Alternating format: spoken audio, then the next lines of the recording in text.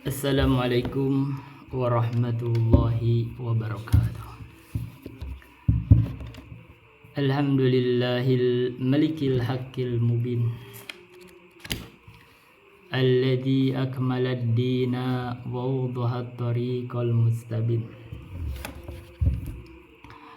Wa asyhadu an la ilaha illallah wahdahu la syarika lah. Syahadatan yarjul muwahhidu bihan najata yaumaddin. Wa asyhadu anna Muhammadan abduhu wa rasuluh sayyidul anbiya'i wal mursalin wa ala alihi wa sahbihi wa man tabi'ahum bi ihsanin ila yaumiddin, amma ba'du. Hadirin rahimani wa rahimakumullah. Kita akan lanjutkan membahas kitab ini, yaitu Risalatun Latifatun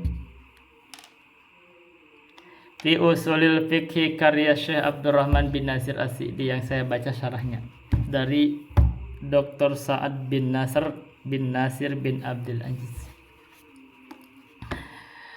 Sebelum kita ngebahas ke syarah atau topik utama, kita biasa memberikan sisipan ilmu.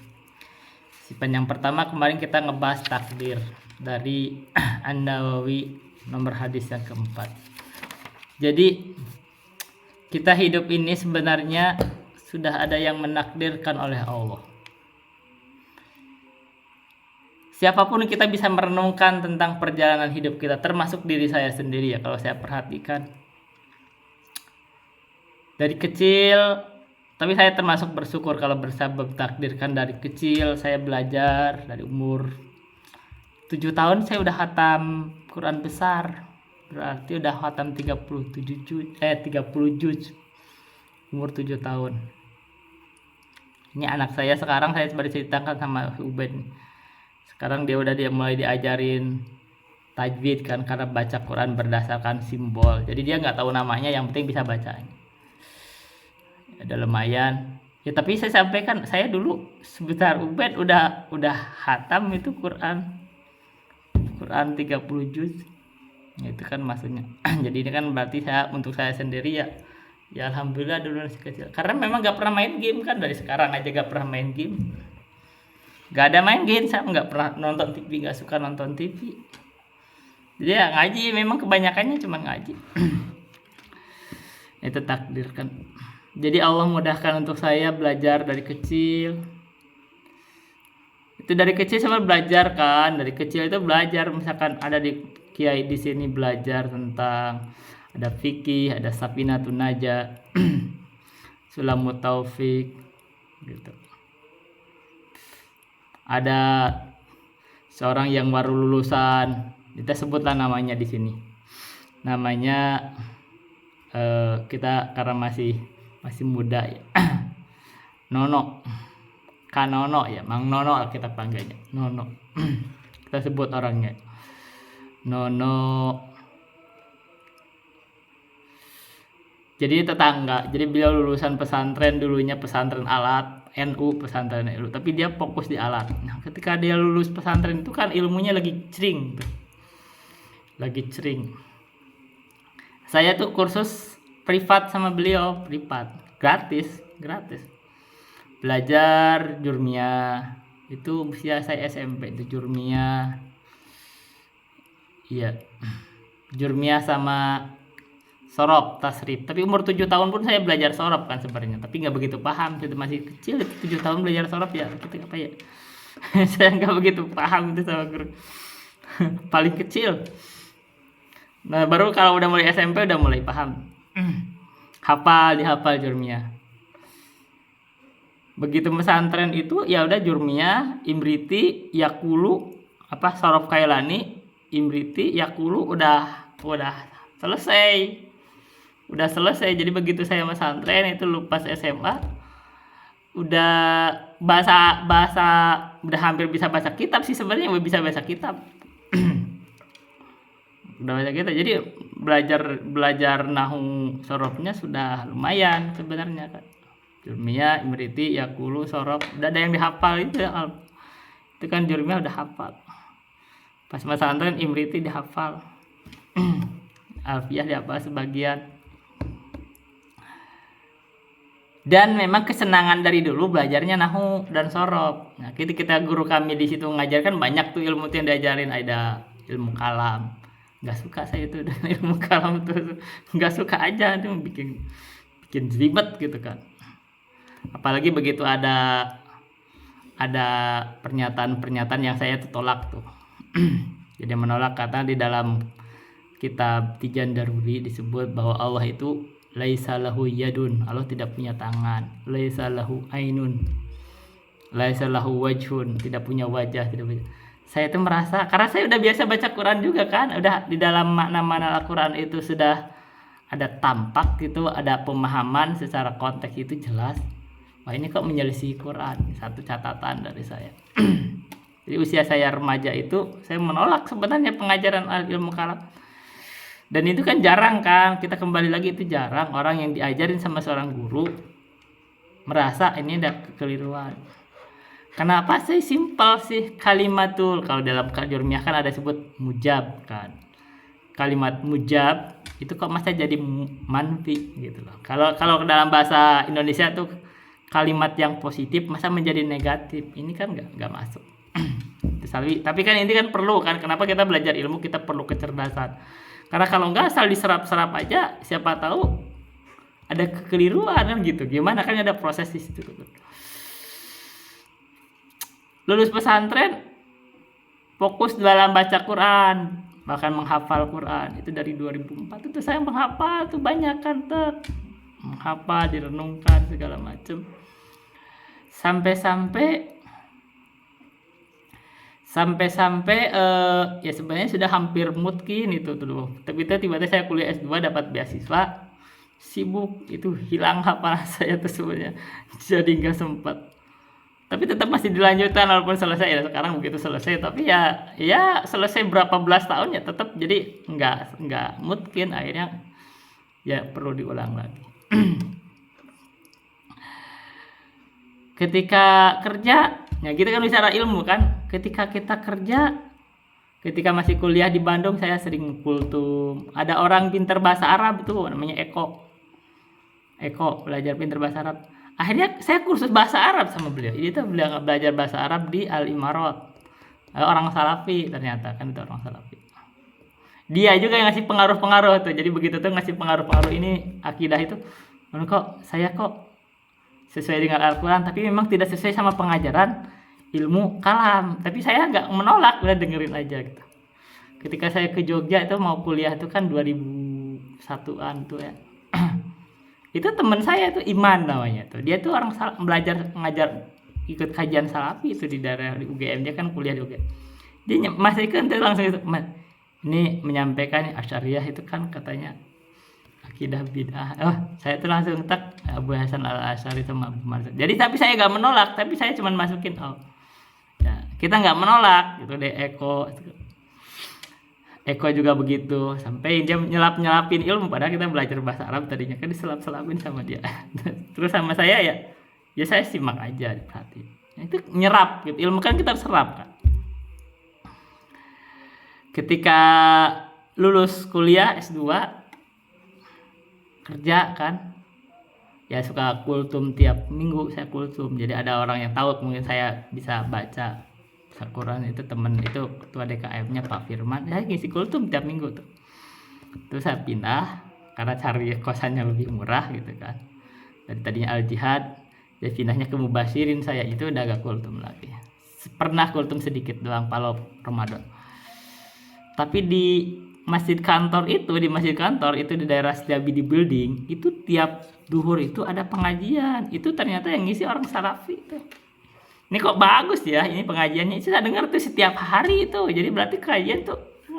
Jadi ilmu itu kan dari mana aja ya. Maksudnya kita sampaikan bahwa ilmu itu bisa didapat dari mana aja. Tidak hanya dari pesantren doang. Ini kan belajar kan terus. Haji pindah. Ya begitu kan, itu asalnya dari Setiabudi Building. Pengajiannya di situ. Kadang-kadang pindah-pindah kantor ya. Tapi ada juga pindah-pindah kantor ke daerah Sudirman, ke daerah Tamrin, balik ke daerah Kuningan situ. saya kerja di Bakri ya. Itu pengajian ada suka pengajian juga, itu pengajian di masjid itu kan ada pengajian tuh sampai menerjemahkan Al-Quran. Itu namanya ustadznya itu dari Mesir, lulusan Mesir tuh. Itu Al-Baqarah tuh selesai ya, atau berapa juz itu selesai, itu juz pertama pasti selesai itu dari itu dibongkar per huruf itu nama ininya tuh Hasbiyallah Husain kayak Hasbiyallah. Itu udah lulusan Al-Azhar. Dan dari situ tuh ketika saya ngaji ketika kerja di situ di Bakri itu, saya tuh ada terinspirasi ingin kenal namanya Zulkarnain di dalam Al-Quran berdasarkan siapa tokoh historisnya. Ternyata saya cek itu ya banyak itu sebut kan, ada Alexander the Great. Akhirnya saya baca sejarah segala macam. Sejarahnya sampai sejarah dari itu kan saya baca tuh di Wikipedia sampai sekarang, masa sekarang dari zaman dulu, itu sejarahnya. Dia tahu gambaran sampai kekaisaran tuh saya gini gambar. Jadi kalau saya menganalisis kekaisaran segala macam ya karena saya ada pernah mengkaji gitu, akhirnya gambaran. Saya kalau nama-namanya saya nggak hafal, tahunnya nggak hafal, tapi gambarannya kenapa terjadi begitu, misalkan terjadi peperangan, apa pelajarannya saya ambil. Kehancuran umat dari berbagai versi kan. Ketemu sama pengajiannya Ustadz Rasul Dahri, dia ada tuh, dia dari Malaysia itu. Saya dengerin tuh dia, membahaskan dari situ awalnya tuh ketemu. Akhirnya kitab tauhid sama beliau dibahas terus karena beliau itu muridnya Syekh bin Baz. Dia itu muridnya Syekh bin Baz. Jadi Syekh bin Baz katanya menyarankan beliau untuk udah tua. Dan terasa kalau udah tua mungkin lebih ikhlasnya lebih kuat ya. Itu lebih tua, kerasa itu keikhlasannya saudara-saudara. Terakhir tuh saya mendengar suara ini. Ustadz namanya kok bagus nih. Ustadz Zulkarnain. Sama Ustadz Sufyan Rurai juga sebenarnya kan. Saya mendengar juga Sufyan Rurai. Ini termasuk bagus ini karena saya dari audionya ya. Dan saya kalau ada pengajian itu saya download tuh, semua saya download disimpan, walaupun nggak semua ustadz saya dengarkan juga, tapi ada downloadnya tuh banyak. Ustadz Sufyan Rurai pernah datang ke pengajian di pasar Minggu ya, ada pernah beberapa kali. Tapi yang paling banyak memang dari Ustadz Zulkarnain kan, beliau itu ada websitenya juga, itu saya dari websitenya beliau itu saya dengarkan semua, saya download semua. Terutama kajian kitabnya, saya nggak tahu berapa puluh kitab, lebih dari 30 kitab, mungkin 40 kitab ada. Bahkan tematiknya saya dengarin juga. Bahkan khutbah Jumat beliau, Ustaz Zul, itu saya dengerin semua itu sampai tahun sekian lah, 2015an mungkin kan. Kelihatan kalau sekarang kayak jangan update kan. Dan dia zaman dulu kan beliau itu masih audio, sekarang kan udah video. Jadi sekarang beda. Yang disimaknya video. Ini ilmu ya, kita bicara ilmu. Dan terakhir saya berjumpa sama beliau, saya minta tuh, Ustadz saya mau baca nih kitab, pengen baca langsung dari Ustadz beberapa kitab yang sebenarnya sudah selesai gitu loh. Kata dia ya udah ikut aja simak, gak masalah. Kalau maksudnya ada masalah atau gimana caranya. Ternyata beliau buat program namanya Mafatihul Ilmi ya, saya ikutin. Itu udah saya ikutin Mafatihul Ilmi. Itu udah berapa selesai kitab dari beliau ya. Ya itu kan, itu maksudnya takdir ilmu ya. Saya alhamdulillah dimudahkan untuk ilmu. Ya pun sekarang saya udah beberapa saat sejak COVID itu saya nggak bisa datang ya. Dengan takdir Allah juga kan. Tapi ya ini takdir Allah nih berjalan sebenarnya. Kalau rahasia saya di kampung saya ini tidak tersentuh oleh dakwahnya Ahlus Sunnah sebenarnya. Jadi saya merasa ini kalau bicara takdir kita buka ya. Mat, kamu harus pulang kampung untuk dakwah di sini. Dengan risiko, tapi ada risikonya. Jadi kalau ada sesuatu sama saya terjadi risiko apapun, mungkin ada yang nggak suka, ada apa. Ini memang harus berjalan, takdir juga. Karena ini ilmu harus ditegakkan. Jadi kan ini rahasia ini takdir kita berjalan kan, takdir sudah dicatat oleh Allah. Nah, itu ini rahasia. Jadi kalau bicara sekarang sama saya sendiri, ini saya sendiri merasakannya. takdir itu harus berjalan. Allah berfirman, innallaha balighu amrihi. Sesungguhnya Allah itu akan balik. Apa balighu amri itu? Menyampaikan amrihi. Amri itulah amrnya, perintahnya. Perintahnya maksudnya takdir. Takdir itu harus berjalan di atas makhluk. Tidak bisa ada yang menghalangi ya, termasuk takdir yang saya berjalan ke saya itu adalah saya harus menyampaikan ilmu di sini. Walaupun ya itu tadi ya, begitu sudah sampaikan ya ada kontra, ada yang ngerasa ini ya, itu udah takdir harus berjalan sama saya. Dan dibalik itu otomatis saya ada waktu untuk mengkaji lagi, belajar lagi. Akhirnya beberapa kitab itu saya tambah hafalan, ada yang diulang hafalan sampai sekarang. Ada yang terhafal 12 kitab walaupun ada yang belum lengkap. Jadi saya ada belajar, ada hafalah Sayr Ilallah wa Daril Akhirah, Mandumah Al-Fiqhiyah As-Sidi, Ulumul Quran Az-Zamzami, itu lengkap. Yang keempat Al-Adjuza Al-Mi'iyah fi Dzikri Hali Asyrafil Bariyah, lengkap. Yang kelima saya hafal Mandumatul Kabair dari Al-Hajawi. Yang keenam saya hafal Al-Mandumah Al-Haiyah karya Ibnu Abi Dawud. Yang ketujuh ada rumus-rumus tentang ini apa namanya itu, Miftahul Buhur, itu saya hafal teman rumus-rumusnya. Yang kedelapan ada beberapa bab dari Safatul Zubar saya hafal. Jadi muqaddimahnya, Muqaddimah Usuluddin, Kitabul Thaharah, tentang bab najis, tentang Kitabul Hajj, itu yang sudah saya hafal. Kesembilan saya menghafal akidah Qutaibah bin Sa'id yang ya guru kami menjelaskan juga, tapi itu sumbernya dari kitab Syiaru Ashabil Hadis karya Al-Hakim Al-Kabir. Yang ke-10 saya menghafal Syarhus Sunnah Al-Muzani, saya hafal. Yang ke-11 saya menghafal juga itu Al-Arba'in An-Nawawiyah. Jadi beliau itu kan guru kami, itu ada program juga, itu ada pengajian apa namanya itu dari Syekh dari Arab, itu saya simak juga, saya hafal. Ya pun belum lengkap ya, baru 24 hadis yang saya kan nggak dilanjutin, maksudnya kan saya harus perlu diulang-ulang karena banyak. 24 hadis belum lengkap. Dan jurmnya yang dulu sempat rada hilang-hilang, sempat dideketin, diulang lagi 12. Imriti saya belum, segala macam itu 12. Dan sekarang di sini di kampung ini saya itu kitab-kitab ini saya kaji juga. Nah, setiap kitab yang saya kaji itu saya buka tuh 24 pembahasan kitab sebenarnya di sini tuh. Jadi dalam waktu yang singkat itu ya nggak ada ustadz yang menyampaikan ilmu sebanyak yang saya sampaikan di sini, 24. Walaupun belum lengkap semua juga. Setiap ilmu yang saya sampaikan ternyata lebih kokoh. Dan sekarang kita bahas kajian sini di YouTube ini adalah termasuk bagian mutakarah ilmu. Ya kita sudah selesaikan fikihnya Matan Abu Syuja, di sana belum. Kalau di sini kan saya belum pernah kaji matan. Terus Qawaidul Fiqhiyah saya juga kaji di sini selesai. Sekarang kita sedang dalami usul fikih dari Risalatul Latifah yang bahasa-bahasa sirahnya, sekaligus saya mendengarkan lagi dari beberapa pelajaran yang guru kami sudah sampaikan ya Ustadz Jul, yaitu dari Al-Warqat, ini di Risalatul Latifah, dan apa namanya itu usul min ilmi usul karya Utsaimin. Ini Al-Warqat Risalatul Latifah itu saya pernah datang di pengajian Depok itu tahun tanggal 11 April 2015 dari Ustadz. Oke, ini sisipan pertama. Jadi kita masih sama bahwa takdir ini berjalan sama kita. Allah menakdirkan bagi kita apapun harus terjadi. Dan harusnya konteks itu saya sih harusnya bersyukur. Kenapa bersyukur? Karena Allah mudahkan untuk ilmu. Dalam hadis Nabi itu kata Nabi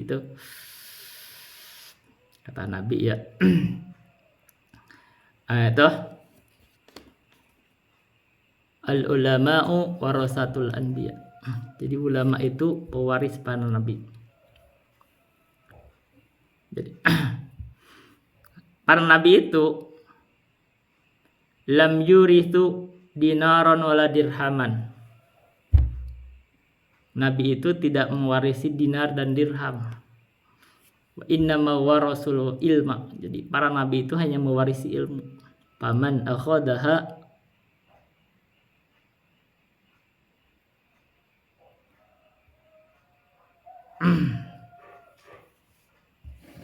Ahoda bihadin wafir. Kenapa jadi ahodahu ya? Ahodahu kan ilmu. Jadi barang siapa paman ahoda bi hadin wafir. Jadi barang siapa yang mengambil ilmu, maka dia telah mengambil bagian yang banyak. Ya, saya termasuk bersyukur. Dari kecil sampai sekarang sebenarnya masih terus berjalan dengan berbagai metodologinya, karena kita itu metodologi itu bisa beda-beda. Itu satu sudut. Nah, kita harus bersyukur ya. Apapun yang terjadi ada takdir yang berjalan kita. Kalau ada yang baiknya secara global ada baiknya, ya bersyukur. Tadi dikatakan kemarin Allah sudah catatan takdir kita itu.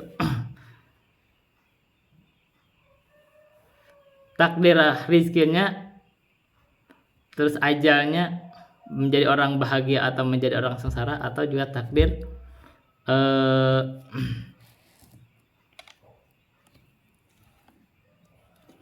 bikat birizkihi wa amalihi, amalnya orang bahagia atau bikat birizkihi wa ajalihi wa amalihi wa syakir, rizkinya, ajalnya, amalnya menjadi orang bahagia atau menjadi orang sengsara. Bahagia dan sengsara itu dicatat di surga atau neraka, sudah dicatat. Jadi kalau kita dimudahkan untuk itu kan sebab. Kita masuk surga kata Imam Al-Muzani kan ada sebabnya. Sebabnya itu adalah faya malu bi amali ahlil jannah. Gitu.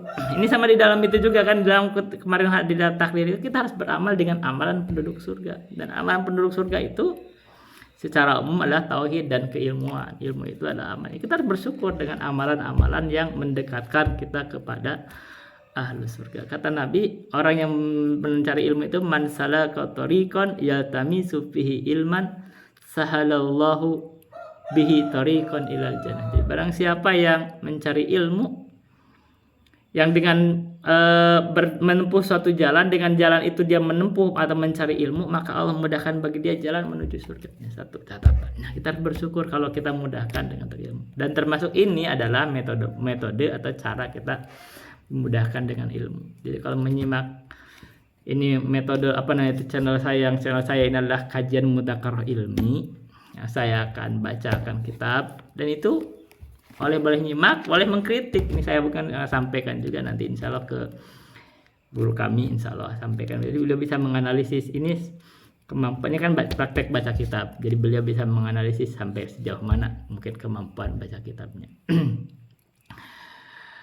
Dan bahkan kita kemarin kan banyak ustadz atau kiai aswaja itu suka mengkritik para ustadz. Itu nggak ada ustadz yang selamat. Bahkan saya undang mereka untuk mengkritik saya, walaupun dalam bacaan silahkan aja. Itu kayak Kiai Ahdi Afandi itu kan, itu dia kritik tajam. salah bacaan kritik. Itu nggak apa-apa, kata dikritik itu bagus kok. Jadi kita sekaligus menajamkan ilmu dan sekaligus mempraktekkan berbagai kitab itu kan, kita harus praktekkan itu. Itu sisipan yang pertama. Yang kedua, kita ini sekarang ada lagi heboh tentang bagaimana dengan kajian atau pengajian berbayar katanya. Memang sekarang ini ada fenomena sebenarnya kalau masalah pengajian berbayar ya. Kita kalau diperhatikan sekarang nih pesantren-pesantren yang disebut sunnah itu memang sangat mahal. Karena otomatis berbayar, tapi kan memang ada maslahat. Ya, ada maslahat. Ada maslahatnya. Tapi mungkin apakah nanti bisa membuat eksklusivitas, ya mungkin itu perlu dipikirkan lagi. Ya mungkin harus ada metodologi gimana caranya terjadi. Bukan berarti hanya orang kaya aja yang bisa masuk. Misalkan berarti kalau misalkan orang yang sedang ada kelemahan secara materi, dia harus bisa masuk juga, mungkin dengan metodologi untuk beasiswa atau apa. Jadi ada subsidi silang gitu. Jadi harus begitu. Kalau enggak nanti eksklusif. Nah, itu baru ada masalah kalau ada eksklusif. Tapi kalau ada segi maslahat, ya maslahat. Dan saya ditunjukkan itu video tuh, ya ini kayak lagi tren pakai begitu. Ya ada lampu-lampu cuma mahal bayar mana. Saya komentari sih sebenarnya kadang-kadang memang ilmu ini kadang-kadang ya kalau memang terlalu eksklusif akhirnya memang tidak semua bisa masuk. Dan kalau perhatikan, tapi perhatikan ya. Ini yang jalannya ilmu saya itu murah loh dalam mencari ilmu.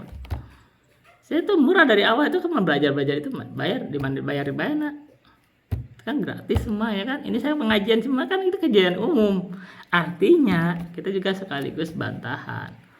Kalau ada orang merasa terhalang dengan ilmu karena merasa kekurangan secara materi, ini saya ini mencari ilmu sampai selevel ini juga bisa dianggap gratis. Ada bayarnya, mungkin ada bayaran ongkos doang gitu loh. Jadi kalau kita ada ongkos kita datang. Ya kalau kamu nggak ada ongkos ya nggak bisa datang ya. Tapi kan banyak metode ilmu, kadang bisa dengan kajian live sekarang misalkan gitu kan di YouTube lah ada apa.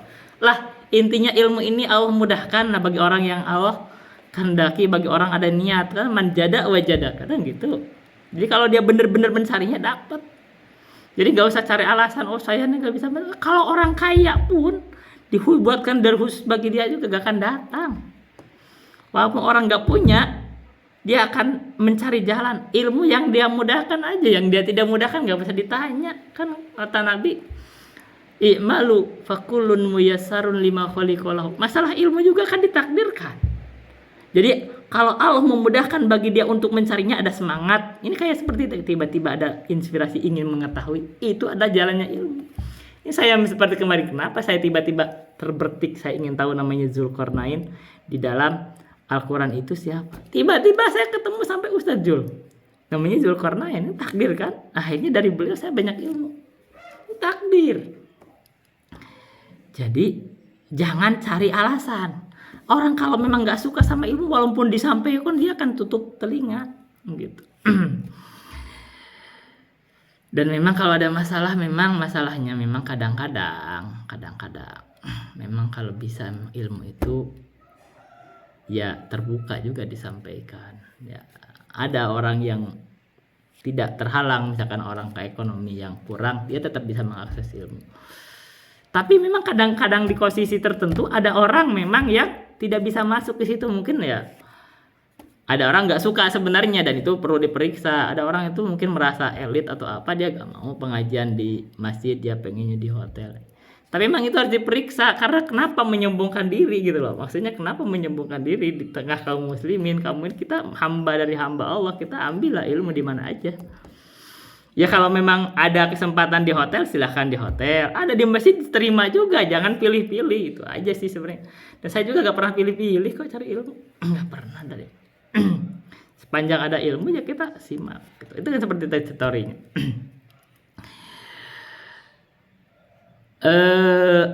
Itu ya. Jadi kalau bicara komentar tentang pengajian berbayar yang sekarang lagi viral itu memang ada disebut ikhtilaf di situ, memang ikhtilaf ya. Kadang-kadang ada sisi maslahat yang mengizinkan.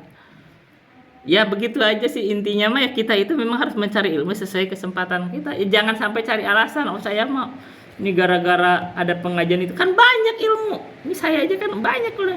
Ustadz itu ngisi kan tidak semua di hotel kan. Kalau misalkan ada kan banyak yang di pengajian di masjid-masjid juga. Ya udah begitu aja.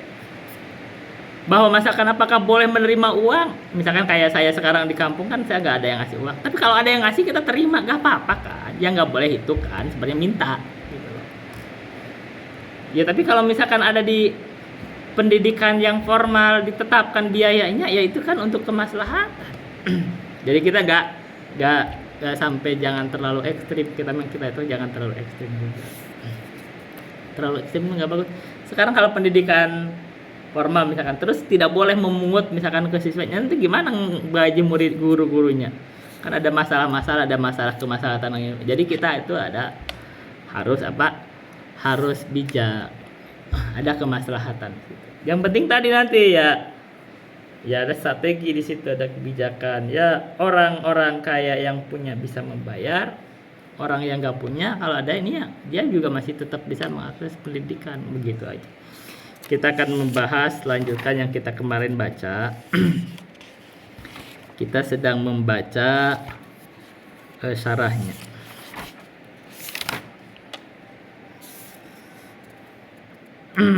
Kemarin kita sudah membahas tentang ini. Jadi hukum yang 5 itu hukum taklifi atau al-ahkam ahkam taklifiyah, basis hukum taklifi itu kan berbeda-beda katanya, berbeda-beda. Dengan perbedaan yang banyak tergantung keadaannya. Kita kemarin sudah membaca sampai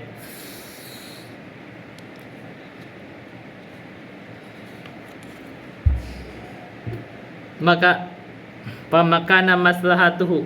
Kita harus kelihatannya kualitasnya pemakanat kan, itu kan memanas. Tapi kan di sini baca pamakana ya. Boleh lah kalau kita lihat ada kritikan, kita kritik pamakanat maslahatu khalisatan aw rajihatan amara bihi asyari. Itu kan disebut amro ijabin aw istihbabin. Itu sampai itu sudah baca itu.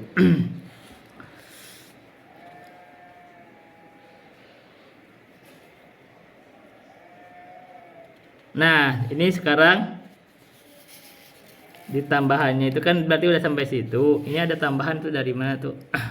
Karena nggak ada di matanya, kagak ada. Yabqahuna masalatun wahiyya annal fi'la qad yakhtalifu hukmuhu bi ikhtilafi ma yuhitu bihi minal qara'ini.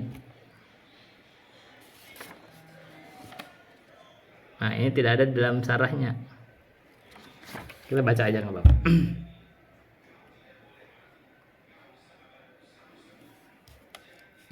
Jadi tersisa di sini masalah, yaitu sesungguhnya perbuatan itu kadang-kadang berselisih hukumnya karena perselisihan ma yuhitu bihi minal qara'in. Apa yang tercakup dari qarinah-qarinah. Jadi kalau ada qarinah-qarinahnya membuat hukumnya itu berbeda maksudnya. Famarratun yakunu ahadul af'ali wajiban fi halin. Famarratun, satu waktu, gitu aja kalimatnya ya. Atau sesekali, yakunu ahadul af'ali, terjadi salah satu perbuatan itu wajib fi halin, dalam satu keadaan. Jadi dalam satu keadaan, bahasa singkatnya, kadang perbuatan tersebut wajib. Wa yakunu haraman fi halin, dan kadang perbuatan tersebut haram dalam keadaan lain. Itu kan berarti ada perbedaan tuh. Jadi kalau di dalam kaidah, kalau kelihatan para kiai itu sering menyampaikannya, itu mungkin kalimatnya yang mereka pakai itu cocoknya di sini adalah katanya yahtaliful hukmu biikhtilafil amkinah, katanya hukum itu berbeda karena perbedaan amkinah. Amkinah itu keadaan. Ini masih. Jadi kadang-kadang hukum perbuatan itu wajib di satu keadaan, tapi kadang menjadi haram di keadaan lain. Ini kan berarti ini perlu kecerdikan. Dan ini akhirnya para ulama itu kalau dia menyampaikan kenapa beda, menurut orang awam kini ulama ini pinplan. Ini masalahnya kamu orang awam. Mislus sholati lil mar'ati fi halit tuhri fardu ainin. Kasih perbedaan. Semisal sholat bagi perempuan ketika dia suci, dia fardu ain. Dia kan sedang suci. Tapi wa fi halil haidi haramun. Tapi kalau dia sedang haid, haram dia sholat. Nah, itu kan keadaan orang beda. Jadi kalau gitu keadaan. Oke, baik. Asimaya tam, boleh. Asimaya tam. Ta'samul mar'atu in sholat wahya haidun aw nufasa'u. Seorang perempuan itu dosa kalau dia sholat dan dia itu dalam keadaan haid atau nifas. Walidhalika, dan karena hal itu la yasihu hakama yahkumu annahkuma ala tasawwurid dihni lil af'ali.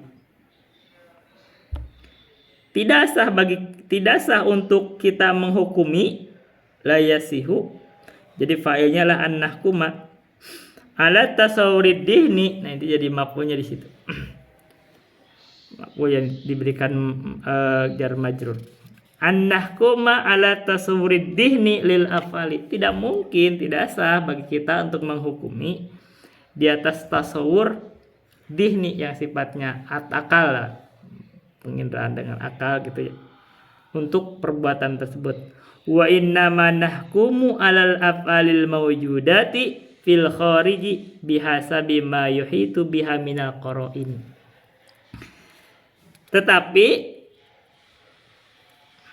wa inna manahkumu alal af'ali.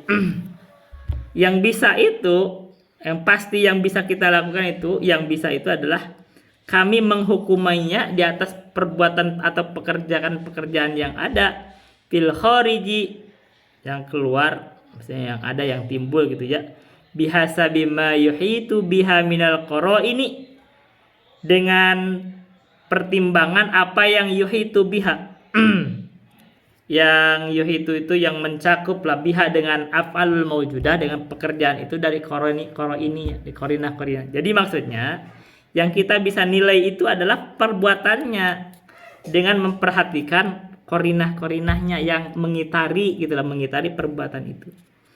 Wala budda alla yulahidu annal ahkam syar'iyyata la takunu illa alal af'ali. Dan mesti katanya kita itu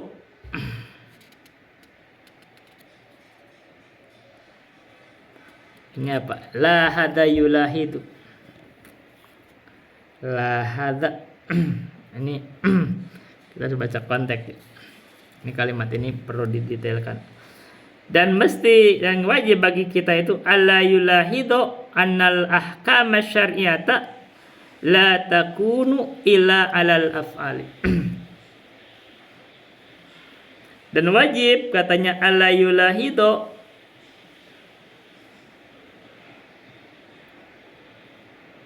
wajib untuk kita itu annal ahkam syar'iyyata la takunu, ibaratnya wajib bagi kita itu untuk la yulahidu itu kalimatnya ini kalimat konteksnya, bahasa enaknya kalimatnya gue. Wajib kita itu untuk memahami lah, kita kalimat gitu aja, memahami atau memastikan atau menetapkan gitulah. Kita menetapkan atau memahami bahwasanya hukum syar'i itu tidaklah terjadi kecuali kepada perbuatan. Kan kemarin kita bahas juga kan, kemarin yang ada rangkuman atau dari ketika saya nyimak ulang dari pelajarannya Ustadz Jul dari kitab Al-Waraqat bahwa ahkam syar'iyah itu terkandung padanya ada 5 syarat disebut hukum syar'i.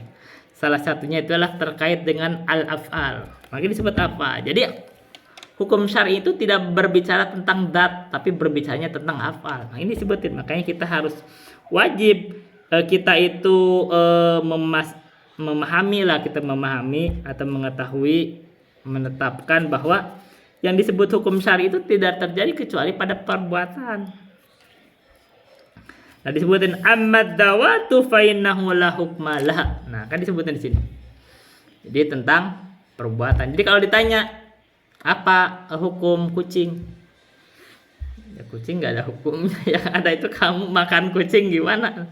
Sekarang itu saya sedang ada masalah dengan monyet. Ini monyet itu apa ya hukumnya? Ini masalahnya saya itu punya kebun. Ini kebun saya itu saya nggak bisa panen, pisangnya itu dimakanin sama monyet. Ini gara-gara orang itu kayaknya nggak ada yang makan monyet. Nanti akan saya ajak diskusi, konsultasi para ustadz. Itu monyet itu hukumnya apa? Ini masalahnya ini kalau monyet kagak ada ini membuat madarat, ini hama. Jadi saya tahu dari kita ini sekarang di daerah kita itu kan biasanya nggak suka sama monyet. Tapi monyet berkeliaran itu mengganggu. Ini kan bingung. Sebenarnya hukum monyet itu apa? Harusnya ya misalnya gitu ini kalau dalam pertimbangan. Memang karena asal masalah itu kan al aslu bil asya itu kan al halal gitu tatur. Karena kalau berfirman huwallazi khalaqalakum ma fil ardi jami'an, katanya dialah Allah yang menciptakan untuk kalian itu apapun di bumi semuanya. Nah, di atas ini pendapat Ustadz Khaliful Hadi itu menganggap kencing anjing dan kencing babi itu suci karena dalilnya gitu. Nah, saya nggak sependapat, itu kita sampai itu nggak sependapat. Ini nggak sependapat kalau sampai ke ke ini harusnya itu ada pengkhususan kalau kita bicara anjing sama babi ya. Kalau sampai kencing babi sama kencing anjing suci karena ada ayat itu apalagi diminum boleh kita ada masalah kan itu enggak. Tapi kalau monyet, jadi kalau misalnya kita nggak apa-apa kita ini kalau Ustadz Khaliful Hadi begitu saya nggak sependapat. Akan ada bicara tentang ada anjing, ada di Korina anjing itu para ulama itu menganggap atau babi itu maka dagingnya haram kan gitu. Apalagi kencingnya gitu. Jadi kalau gitu kan kita kadang-kadang kita harus cocok. Tapi masa kalau monyet ini saya nggak tahu sih. Saya tidak tahu ada nggak yang mengharamkan dalil monyet. Kalau misalkan dagingnya itu monyet itu kalau dimakan membuat madarat kan, kalau misalkan madarat kan la darar itu terus gitu kan.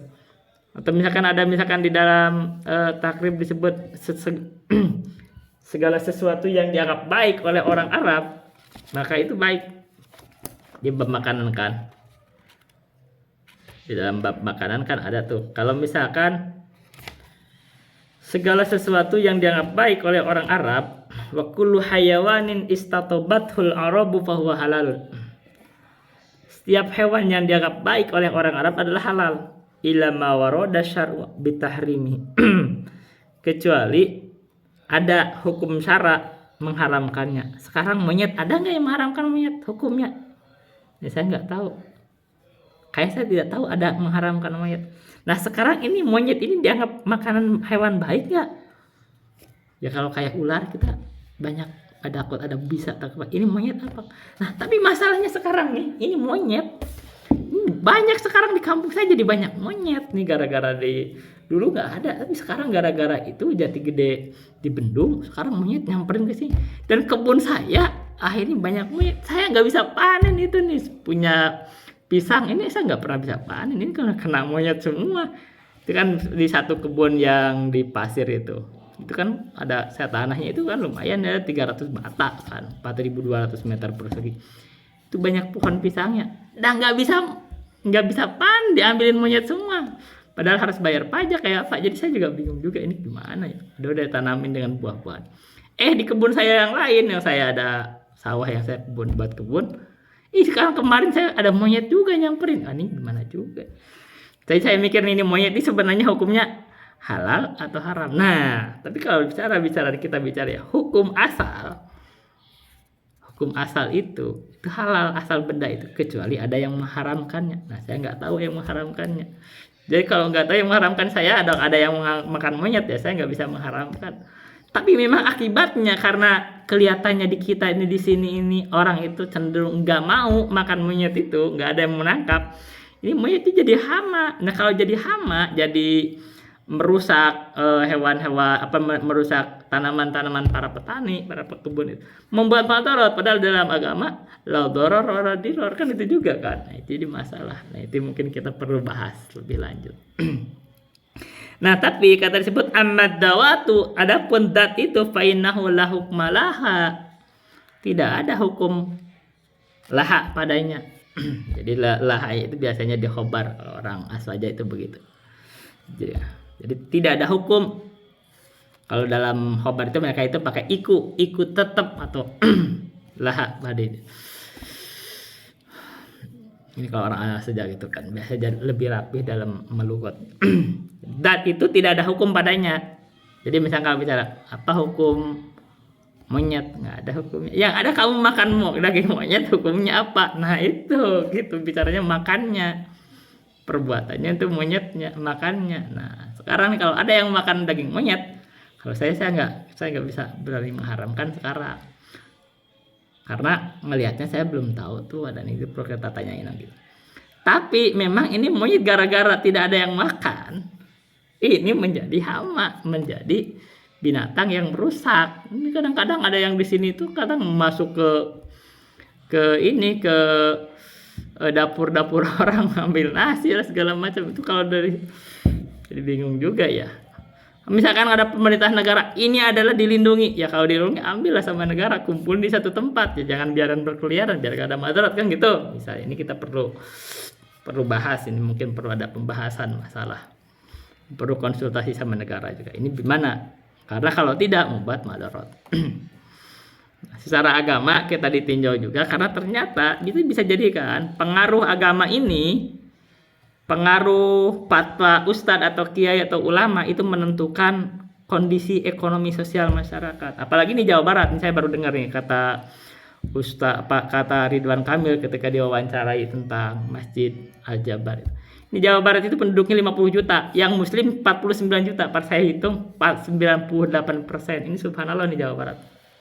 Ternyata Jawa Barat itu lebih banyak muslimnya, itu mayoritasnya 98%. Padahal Indonesia sendiri secara mayoritas itu turun dari 90 udah jadi 84, tapi Jawa Barat 98%. Ini hebat di Jawa Baratnya. Dan kalau saya ikut yang di YouTube tentang pembahasan Jawa Barat itu ya, Angelina apa sih itu katanya Islam itu masuk ke Jawa Barat itu sebenarnya di zaman Ali, itu namanya Rakeyan Santang. Di Jawa Barat itu Islamnya sudah lebih dulu seperti masuk. Hanya itu kan sempat hilang karena ya biasalah ditumpas gitu.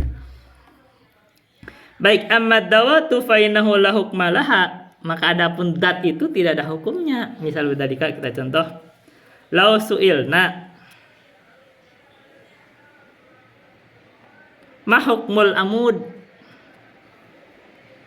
fa inna naqulu al amudu datun la hukma la yuhkamu alaihi. Gitu aja.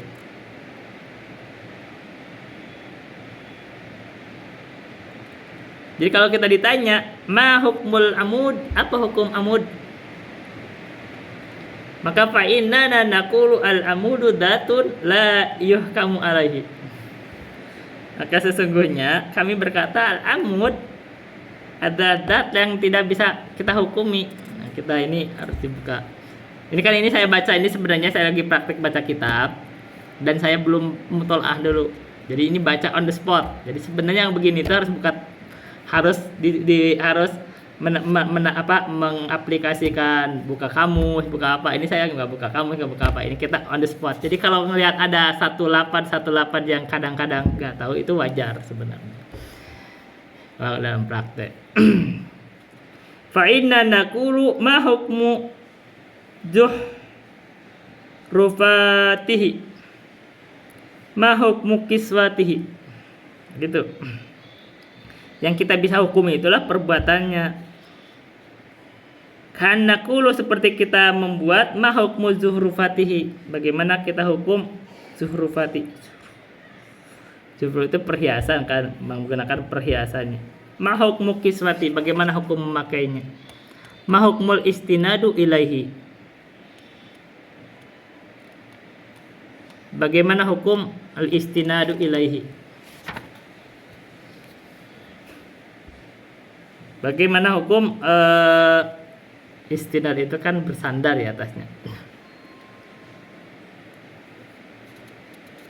Jadi kalau amud itu ya, ini kemarin itu kan kalau kata nggak kan, kalau amudain itu kan kayak tongkat ya. Amud itu kayak tongkat itu. Nanti kita cek lagi itu secara kamusnya apa tuh. Saya nggak bisa bukan amud itu tongkat. Kalau misalkan kalau bapak sama anak katanya disebutnya amudain kan, asal ke atas atau ke bawah, kayak tongkat.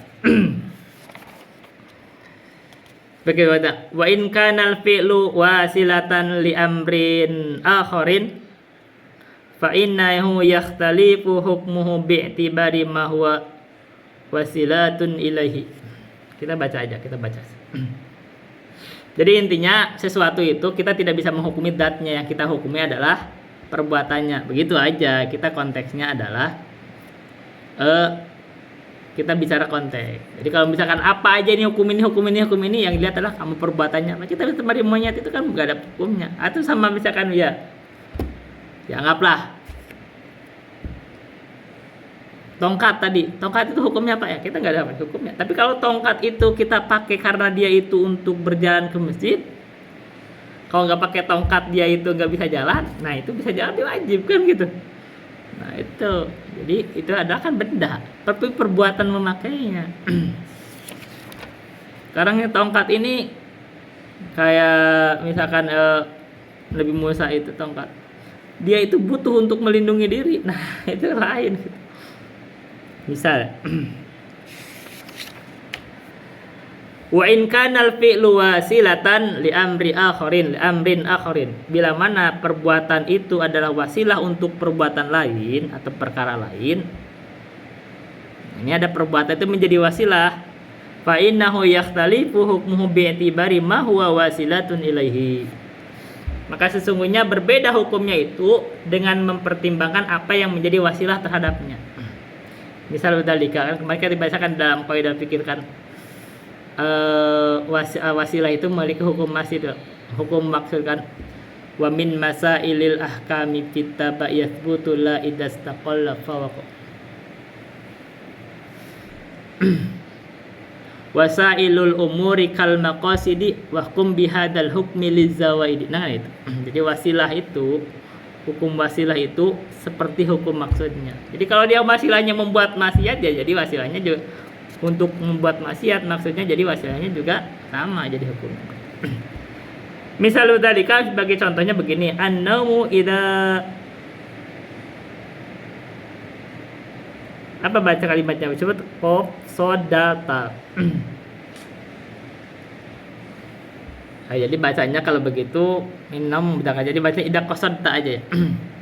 Naum tidur idza qasadta bila mana kamu bermaksud bihi dengan tidur itu an yakuna wasilatan agar terjadi tidur itu menjadi wasilah li taqwa supaya takwa ala taatillahi terhadap taat kepada Allah inqalaba. Jadi inqalaba ini adalah jawabnya. Maka berubahlah hukumnya minal ibahati dari boleh ila nadbi kepada sunnah. Jadi misalkan ini tidur. Kalau kamu maksudkan dengan tidur itu supaya menjadi wasilah untuk takwa kepada Allah, ketaatan, maka berubah hukum tidur kan ibahah, boleh berubah menjadi sunnah. Sekarang bagaimana kalau tidur itu kamu itu dengan tidur untuk menjaga kamu supaya terhindar dari maksiat, itu bisa jadi wajib. Wa qad yakunu yantaqilu ilal wujubi. Dan kadang-kadang terjadi apa?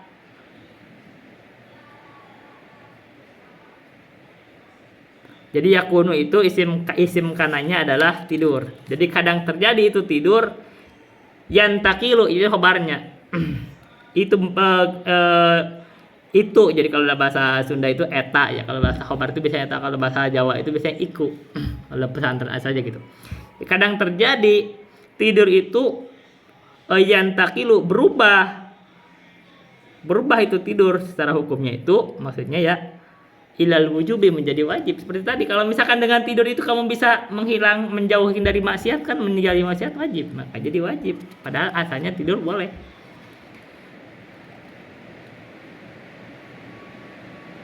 Wal aklu kadalik, dan makan seperti itu. Makanya dalam Sofwatul Zubar kan disebutkan misalkan tentang mubah itu wa khusama yubahu bistiwa'i al-fardi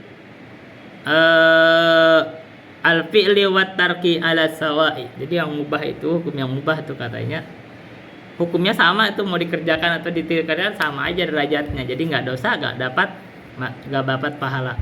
Lakin idza nawa bi aklihil kuwa li taatillahi lahu maqanna. Tapi kalau dia bermaksud dengan makan seperti itu membuat taat kepada Allah, maka dia dapat pahala ketaatan. Taatan itu tergantung ketaatan wajib atau ketaatan sunnah. Jadi kalau misalkan dia gak makan gak bisa sholat, berarti makannya wajib. Tapi kalau ketaatannya berupa sunnah, kalau dia gak makan jadi gak bisa melakukan sunnah, berarti makannya sunnah. Begitu. Begitu juga makan itu seperti itu. Jadi makan itu kalau dia asalnya mubah, tapi bisa tergantung wasilahnya. Walidzalika 'alal muslimi istahdara yastahdiru. Nah, kita kan lagi praktek kan. Ayastahdiru an-niyata fil mubahati.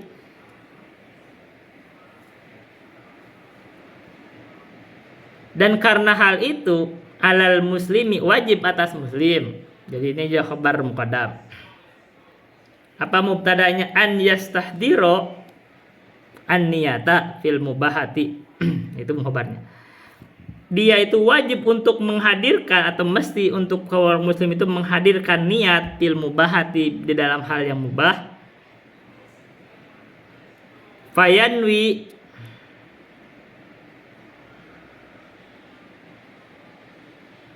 Ini bacanya apa? Enggak, ini bukan ini, dia bacanya Payanwiyu. Payanwiyu. Kata Payanwi gak apa-apa. Payanwi, maka dia meniatkan.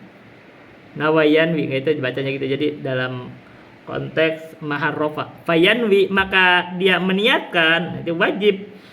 Maka dia untuk muslim itu menghadirkan niat dalam hal yang mubah, maka dia meniatkan annaha wasilatun. Nah, jadi jadikan khobar ina. Bahwa sesungguhnya niat itu adalah bukan niat, bahwa sesungguhnya yang mubah-mubah itu adalah wasilatun, menjadi wasilah ila taati, terhadap hal yang taat. Liyu jaro alaiha wa yusaba, supaya dia dapat pahala atau dapat ganjaran dari perbuatan yang mubah itu. Seperti makan tadi. Makan itu kalau kita niatkan itu supaya kita taat, supaya bisa melaksanakan ketaatan kepada Allah, supaya bisa melaksanakan sholat, maka makannya jadi dapat pahala. Atau tidur, saya tidur ini supaya kuat, saya bisa dapat kerja, saya dapat apa begitu kan, saya dapat menuntut ilmu, dapat apa, maka tidurnya jadi berpahala gitu. Karena itu yang mubah itu perlu niat. Jangankan yang mubah, yang fardu aja kan perlu niat. Makanya ketika ditanya, kita nggak apa-apa, kita sampaikan nggak apa-apa. Kan itu dikritik tuh sama orang Aswaja tentang rukun wudhu. Kenapa kita sampaikan? Orang Aswaja itu banyak mengkritik para ustadz sebenarnya. Makanya saya terlibat itu juga, diskusi sama mereka itu, karena sebenarnya kenapa masalahnya kok banyak mencela para ustadz. Jadi Ustadz Sapik sama Ustadz Khalid itu ditanya tentang rukun wudhu. Ustadz Khalid mengatakan rukun wudhu itu hanya 2, yaitu membasuh muka dan membasuh tangan sama dengan tayamum. Dia di bahasan kritikan itu. Ustadz Sapik mengatakan rukun wudhu itu hanya 4 yang disepakati, yaitu seperti di dalam Quran kan, nggak tanpa tartib dan tidak menyebut niat. Niat katanya tidak perlu niat karena sunnah. Tapi kan kalau lihat dari konteks hadis, ya niat itu perlu, karena niat itu adalah membuat sahnya amalan.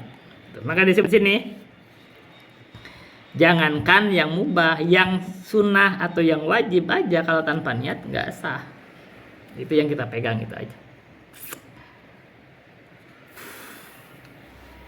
Maka wajib bagi dia itu menghadirkan niat. Niat itu dalam hati, bukan dalam diucapkan, dalam talafud. Makanya ketika ada yang mengkritik masalah talafud bin niat, ditanya tuh Ustaz siapa ya, Firanda, bagaimana kalau orang mentalafudkan niat, apakah sah sholatnya? Ya sah sholatnya, nggak apa-apa, sepanjang yang rukun dan syaratnya lengkap. Ya kan, ini kalau katanya bid'ah, ya talafudnya bid'ah, bisa dianggap kan talafudnya bid'ah. Tapi bid'ah itu, ini saya komentari karena ini orang asal aja, saya sering talafudnya itu bid'ah. Tapi bid'ah itu ada 2, ada bid'ah yang menyebabkan kafir, ada yang tidak menyebabkan kafir, hanya batalkan amalan. Nah ini adalah membatalkan amalan, tidak menyebabkan kafir. Ya ada rinciannya kan, kata Imam Al-Mujani disebut wal imsaku an takfiri ahlil kiblati malam yabtadi mudhalalat. Jadi kita menahan diri mengkafirkan ahlul kiblat sepanjang dia tidak melakukan kebid'ahan yang dhalalah, itu maksudnya mengkafirkan. Artinya ada bid'ah yang tidak menyebabkan kafir, seperti tadi talafud biniat. Ya kita tidak bisa kafir, kamu nggak bisa gitu. Paling memang talafudnya tidak dapat pahala, tapi niat itu dalam hati. Ya udah digituin kan, kita dari rinci. Oh ya memang kita juga tahu kalau niat itu dalam hati. Ya udah kalau niat dalam hati, ya udah sepertinya mau nggak diucapkan juga apa-apa. Nah, maka wajib kaum muslim, seorang muslim itu menghadirkan niat dalam hal yang mubah. Terus dia berniat bahwa sesungguhnya yang mubah itu adalah wasilah untuk taat, bila mana dia ingin dapat pahala gitu. Fa indama yaqulu, maka ketika dia makan, yanwi bi aklihi an yakuna wasilatan littaqwa ala taatillah, maka dia meniatkan dengan makannya tersebut, yaitu bahwa makannya itu adalah sebagai wasilah untuk takwa, menjalankan ketaatan kepada Allah.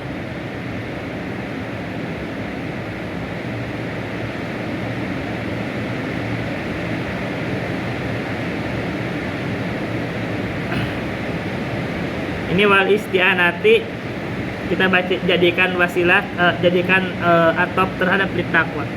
Dan juga wal isti'anati ala fi'lil wajibatil wal mandubati, dan menjadi wasilah untuk melaksanakan, untuk menjadikan pertolongan untuk mengerjakan yang wajib dan yang sunnah. Fayakunu, maka jadilah makan tersebut mutaban mahjuron ala kulli habbatin yakuluha, maka jadilah makan tersebut itu diberikan pahala, diberikan upah oleh Allah, maksudnya ala kulli habbatin yakuluha, terhadap setiap biji yang dia makan. Jadi makan ada dapat pahala kalau dia diniatkan. Wa idza nawa taqwa bin naumi ala taati fa innahu yakunu musaban ma'juran ala naumihi. Dan bila mana dia itu berniat melaksanakan ketakwaan dengan tidurnya, yaitu bila mana dia niat untuk takwa, melaksanakan ketakwaan dengan tidurnya di atas ketakwaan, maksudnya fainahu, maka sesungguhnya yakunu, jadilah itu tidurnya itu musaban ma'juran ala naumihi, diberikan pahala, diberikan upah, diberikan ganjaran atas tidurnya. Jadi tidur aja kalau dia niatnya niat pahala, misalkan saya tidur itu ingin supaya bisa bangun tahajud, supaya saya bisa menuntut ilmu, supaya apalagi supaya meninggalkan kemaksiatan, maka kita dapat pahala. Ini adalah keindahan umat Islam, itu begitu indahnya Islam itu adalah ketika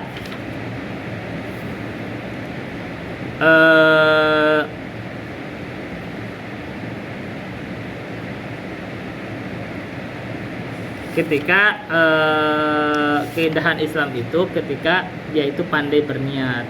Saya baca tuh dalam Al-Asbah wa Nadhair itu, umat Islam itu, kaum mukminin itu, niatnya itu adalah amalan terbaiknya dibanding amalannya sendiri. Jadi harus pandai-pandai berniat sebenarnya. Jadi kalau apalagi kita misalkan saya baca hafal dosa-dosa besar, ada 72 dosa dari Manzumatul Kabair Al-Hajawi misalnya.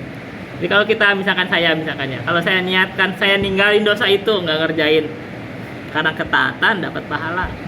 Rokok misalkan, saya ninggalin rokok, saya nggak ngerokok, dapat pahala. Tapi kalau nggak ada niatin ya nggak dapat pahala. Jadi kita harus berniat. Itu aja dulu yang bisa saya sampaikan. Billahi taufiq wal hidayah. Wassalamualaikum warahmatullahi wabarakatuh.